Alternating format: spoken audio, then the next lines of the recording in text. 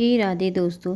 इस बार 17 सितंबर को आ रही है एक महत्वपूर्ण एकादशी जिसका नाम है इंदिरा एकादशी।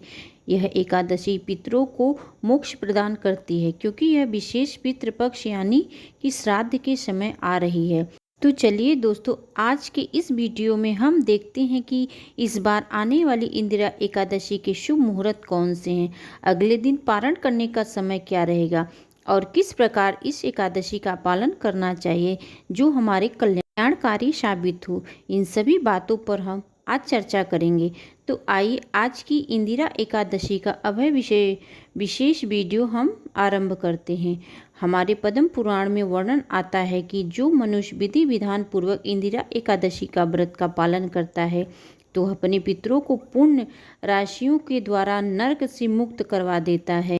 इंदिरा एकादशी चतुर्मास के पवित्र 4 मासों में आती है, जब भगवान श्री हरि योग निद्रा में विश्राम कर रहे होते हैं और भक्तों के तप, व्रत, सेवा और भक्ति द्वारा उनका ध्यान अपनी ओर आकृत किया जा सकता है। और इसलिए चतुर्मास में आने वाली एकादशी तिथियां सामान्य दिनों से अनेक गुना अधिक प्रभावशाली और फलदायी बताई गई हैं।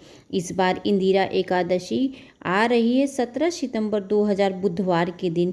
इस एकादशी व्रत का पारण करने का समय रहेगा अगले दिन यानी कि 18 सितंबर 2025 गुरुवार के दिन सुबह 6:12 से लेकर 10:18 के बीच में। इस बार एकादशी की तिथि का आरंभ हो रही है 16 सितंबर 2025 मध्य रात्रि 12:21 पर और यह एकादशी की तिथि की समापन होगी 17 सितंबर रात को 12:39 पर। तो इसलिए इस बार इंदिरा एकादशी का पालन हम करने जा रहे हैं 17 सितंबर 2025 को, क्योंकि उदया तिथि के अनुसार इस व्रत का पारण सूर्योदय के समय करना चाहिए। इस दिन प्रातः ब्रह्म मुहूर्त समय रहेगा सुबह 4:33 से लेकर 5:20 के बीच में।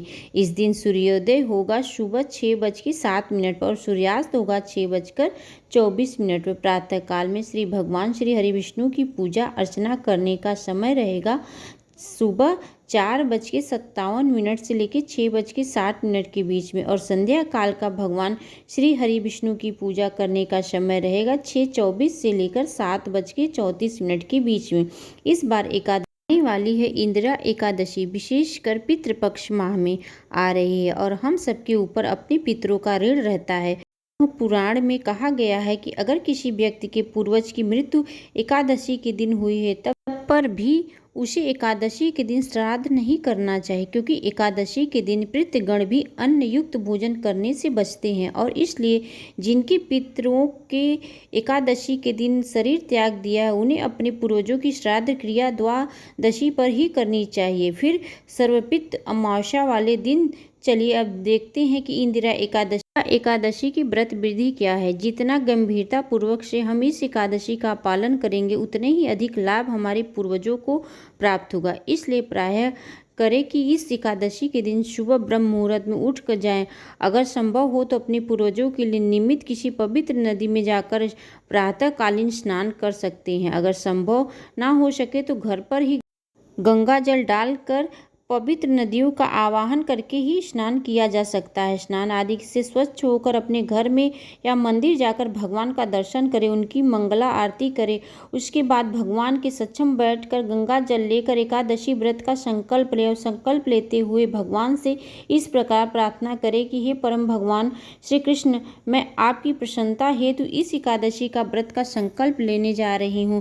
कृपया आप मुझ पर अपनी शरण लीजिएगा और मेरे पितरों को भी आपकी भक्ति प्रदान कीजिएगा। इस प्रकार संकल्प लेने के बाद आप तुलसी देवी की परिक्रमा करें, उन्हें आवश्यकता अनुसार जल प्रदान करें। तुलसी देवी की कम से कम 3 बार परिक्रमा जरूर करनी चाहिए। उनके समक्ष बैठकर कृष्ण मंत्र का जाप करें। एकादशी पर आप जितना अधिक से अधिक जाप करेंगे उतना अधिक फल आपके पितरों को प्राप्त होगा।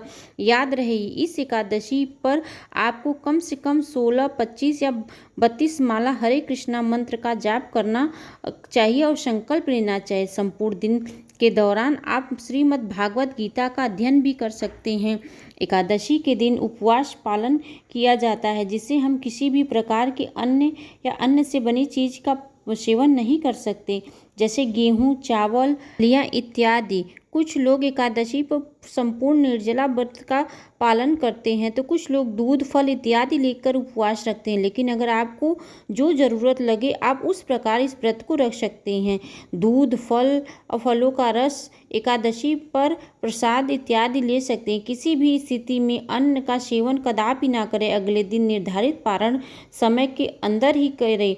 ब्राह्मण और वैष्णव को अपने घर बुलाएं, उन्हें भगवान को अर्पित अन्य भोजन प्रसाद खिलाएं। अपनी क्षमता अनुसार कुछ उनको दान दक्षिणा जरूर दीजिएगा। फिर भगवान के सक्षम बैठकर इस एकादशी के फल को भगवान को अर्पित करते हुए अपने पितरों के लिए भगवान श्री हरि से प्रार्थना करें और फिर स्वयं इस एकादशी का पारण कीजिए। पारण के लिए आप भगवान को समर्पित भोजन प्रसाद ही ग्रहण कर ले तो सबसे अच्छा रहेगा। तो इस प्रकार आप संपूर्ण विधि विधान से श्राद्ध और निष्ठापूर्वक इस इंदिरा एकादशी का व्रत का पालन करते हैं। अगर किसी व्यक्ति के जो कि अकाल मृत्यु हुई है या उन्हें अवांछित योनि प्राप्त हुई है तो उनका उद्धार इस एकादशी के पूर्ण श्राद्ध से पालन करने से स्वतः मिल जाता है। और इस विषय में एक और सुंदर पौराणिक कथा भी आती है। अगर आप इस कथा को सुनना चाहते हैं तो अपने चैनल हम रंजना ज्ञान मार्ग को सब्सक्राइब कर लीजिए। चलिए दोस्तों, हम कथा का श्रवण करते हैं। इंदिरा एकादशी अत्यंत महत्वपूर्ण है, जो हमारे पितरों का ऋण चुकाने का एक सुनहरा अवसर प्रदान करती है। तो चलिए दोस्तों, अत्यंत मंगलमयी एकादशी के उपलक्ष्य में हम उसी से जुड़ी एक पौराणिक कथा का श्रवण करते हैं। आइए आज की इंदिरा एकादशी व्रत का आरंभ करते हैं। जय श्री कृष्ण।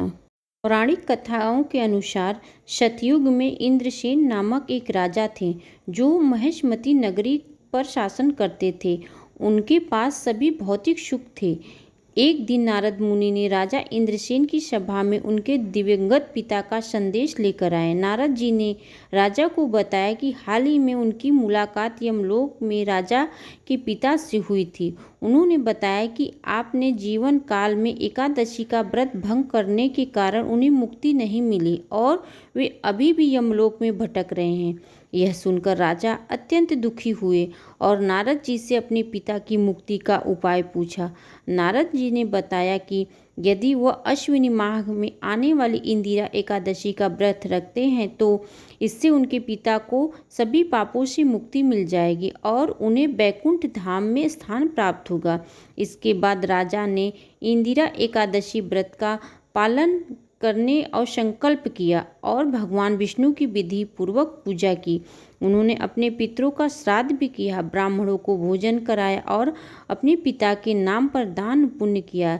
इसके फलस्वरूप राजा के पिता को मुक्ति मिल गई और उन्हें भी मोक्ष की प्राप्ति हुई। इतना ही नहीं, जब राजा इंद्रसेन की मृत्यु के बाद वैकुंठ धाम का आश्रय मिला। यही कारण है कि जो भी इंदिरा एकादशी का व्रत श्रद्धा और पूर्वक प्रेम से रखता है तो उसके पितृ भी तर जाते हैं और आने वाली भी पीढ़ियां तर जाती हैं। इंदिरा एकादशी व्रत एक महत्वपूर्ण व्रत है जो चतुर्मास में आने वाली है। तो दोस्तों, यह कथा और एकादशी व्रत कब है, पूजा विधि, अगर यह वीडियो आपको अच्छी लगी हो तो हमारे चैनल रंजना ज्ञान मार्ग को अवश्य सब्सक्राइब करें और कमेंट्स बॉक्स में हरे कृष्णा अवश्य लिखें। वीडियो को अंत तक देखने के लिए दोस्तों थैंक यू। राधे राधे।